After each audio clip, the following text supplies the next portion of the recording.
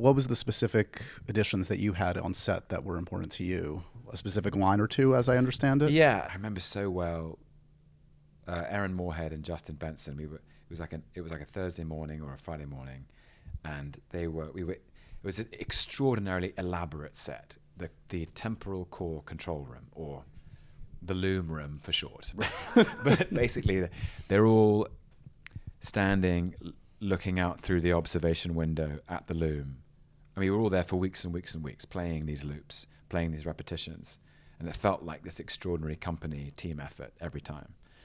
And then, but it was built on 2 or 3 stories, and below the room was a real staircase that went into an airlock, and then these blast doors would open onto the gangway.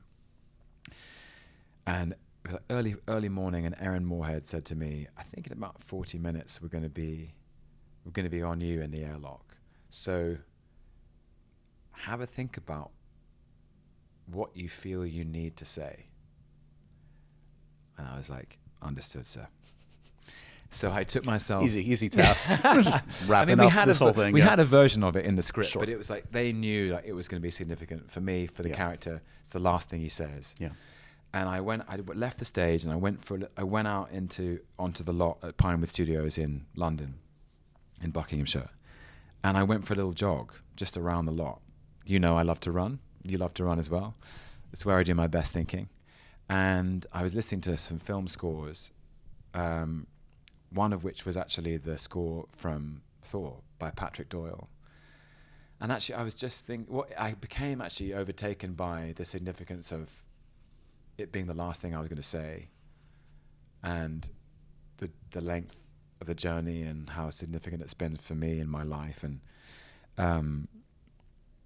thinking of all the people that had helped me along the way, and people who'd created this character with me and stuff. And the line came to me that's how creativity works, I guess. Yeah. I was like, oh yeah, I know what I should say. And I went in and I found Kevin Wright and Justin and Aaron, and I was like, I've got it, I think. And they went, okay. And they shut their eyes, and I said, it goes like this. I know what I want. I know what kind of God I need to be for you, for all of us. And it's the line that Loki says to Odin at the end of Thor, and it's a desperate plea for approval and validation.